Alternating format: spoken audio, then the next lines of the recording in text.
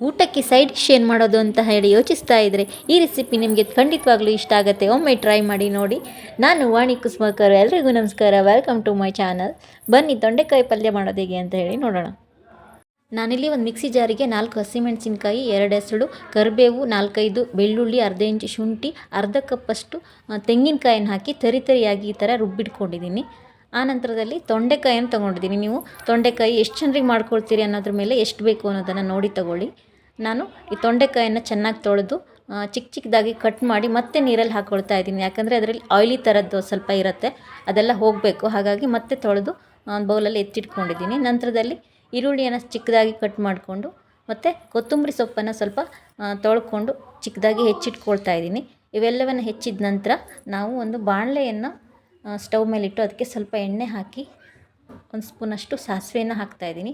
ಸಾಸಿವೆ ಸಿಡಿದ ನಂತರ ಹೆಚ್ಕೊಂಡಿರೋ ಈರುಳ್ಳಿಯನ್ನು ಹಾಕಿ ಸ್ವಲ್ಪ ಫ್ರೈ ಮಾಡಬೇಕು. ಇದು ಫ್ರೈ ಆದ ನಂತರ ಒಂದು ಅರ್ಧ ಟೀ ಸ್ಪೂನಷ್ಟು ನಾನು ಇದಕ್ಕೆ ಅರಿಶಿನ ಪುಡಿಯನ್ನು ಸೇರಿಸ್ತಾ ಇದ್ದೀನಿ. ಅರಿಶಿನ ಪುಡಿಯನ್ನು ಹಾಕಿ ಆ ನಂತರದಲ್ಲಿ ನಾವು ಇದಕ್ಕೆ ಹೆಚ್ಕೊಂಡಿರೋ ತೊಂಡೆಕಾಯನ್ನು ಹಾಕಬೇಕು. ನೀವು ತೊಂಡೆಕಾಯಿ ಚಿಕ್ಕದಾಗಿ ಹೆಚ್ಕೊಂಡ್ರೆ ಚೆನ್ನಾಗಿ ಬೇಯುತ್ತೆ. ನಾನು ಒಂದು ಸಾರಿ ಮುಚ್ಚಿ ತೆಗೆದು ಆನಂತರ ಮತ್ತೆ ತೊಳಸ್ತಾ ಇದ್ದೀನಿ.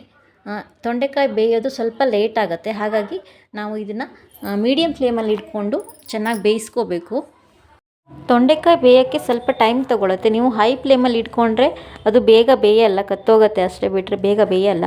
ಹಾಗಾಗಿ ಮೀಡಿಯಮ್ ಫ್ಲೇಮಲ್ಲಿ ಇಟ್ಕೊಂಡು ನಾವು ಇದಕ್ಕೆ ಸ್ವಲ್ಪ ನೀರನ್ನು ಬೆರೆಸಿ ಒಂದು ಮುಚ್ಚಳವನ್ನು ಮುಚ್ಚಿ ಸ್ವಲ್ಪ ಹೊತ್ತು ಬೇಯಕ್ಕೆ ಬಿಡ್ತೀನಿ. ಇದು ಚೆನ್ನಾಗಿ ಬೇಯಬೇಕು. ಇದು ಇವಾಗ ಒಂದು ಅರ್ಧದಷ್ಟು ಬೆಂದಿದೆ. ಇವಾಗ ಎಲ್ಲವನ್ನು ಮತ್ತೊಂದು ಸಾರಿ ಮಿಕ್ಸ್ ಮಾಡಿ ನಾನು ಇದಕ್ಕೆ ಸ್ವಲ್ಪ ಉಪ್ಪನ್ನು ಬೆರೆಸಿದ್ದೀನಿ, ಬಟ್ ಇದರಲ್ಲಿ ತೋರಿಸಿಲ್ಲ, ನಾನು ಉಪ್ಪು ಹಾಕಿದ್ದೀನಿ. ನಂತರದಲ್ಲಿ ಇದನ್ನು ಚೆನ್ನಾಗಿ ಸ್ವಲ್ಪ ಹೊತ್ತು ಹೀಗೆ ಹುರ್ಕೊಳ್ತಾ ಇರಬೇಕು. ಇದು ಚೆನ್ನಾಗಿ ಸಾಫ್ಟ್ ಆಗೋವರೆಗೆ ಬೇಯಬೇಕು ಅಂತ ಮತ್ತೊಂದು ಸಾರಿ ಮುಚ್ಚಿಡ್ತಾ ಇದ್ದೀನಿ. ಇವಾಗ ಎಲ್ಲ ಚೆನ್ನಾಗಿ ಬೆಂದಿದೆ. ಇದು ಚೆನ್ನಾಗಿ ಬೆಂದ ನಂತರ ನಾವು ಮಾಡ್ಕೊಂಡಿರೋ ಮಸಾಲೆ ಏನಿರುತ್ತೆ ಅದನ್ನು ಇದಕ್ಕೆ ಹಾಕಿ ಮಿಕ್ಸ್ ಮಾಡಬೇಕು. ಈ ಮಸಾಲ ಎಲ್ಲ ಚೆನ್ನಾಗಿ ಫ್ರೈ ಆಗಬೇಕು. ಯಾಕೆಂದರೆ ನಾವು ಮಸಾಲನ ಮೆಣಸಿನ್ಕಾಯಿ, ಶುಂಠಿ, ಬೆಳ್ಳುಳ್ಳಿ ಎಲ್ಲವನ್ನು ಹಸಿಯದಾಗಿ ಹಾಕಿ ರುಬ್ಕೊಂಡಿರೋದ್ರಿಂದ ಅದು ಹಸಿ ಇರುತ್ತೆ, ಇಲ್ಲಾಂದರೆ ಹಳಸೋಗ್ಬಿಡುತ್ತೆ ಪಲ್ಯ ಬೇಗನೆ. ಹಾಗಾಗಿ ನಾವು ಅದು ಚೆನ್ನಾಗಿ ಫ್ರೈ ಆಗಬೇಕು. ಫ್ರೈ ಆಗೋವರೆಗೂ ಈ ಥರ ಮೀಡಿಯಮ್ ಫ್ಲೇಮಿಂದ ಲೋ ಫ್ಲೇಮ್ವರೆಗೆ ಇಟ್ಕೊಂಡು ಬೇಯಿಸ್ಕೋಬೇಕು.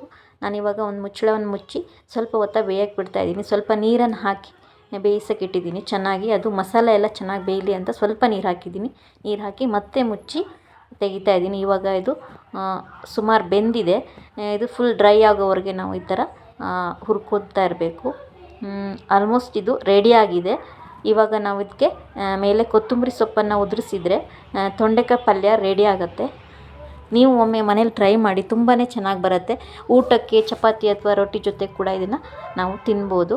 ಈ ವಿಡಿಯೋ ನಿಮಗೆ ಇಷ್ಟ ಆಗಿದರೆ ದಯವಿಟ್ಟು ಲೈಕ್ ಮಾಡಿ, ಶೇರ್ ಮಾಡಿ. ಹಾಗೆ ಇನ್ನೂ ಸಬ್ಸ್ಕ್ರೈಬ್ ಆಗದೆ ನೀವು ಹಾಗೆ ನೋಡ್ತಾ ಇದ್ದರೆ ನನ್ನ ಚಾನಲ್ಗೆ ಈಗಲೇ ಸಬ್ಸ್ಕ್ರೈಬ್ ಆಗಿ. Thank you for watching video. Thank you so much.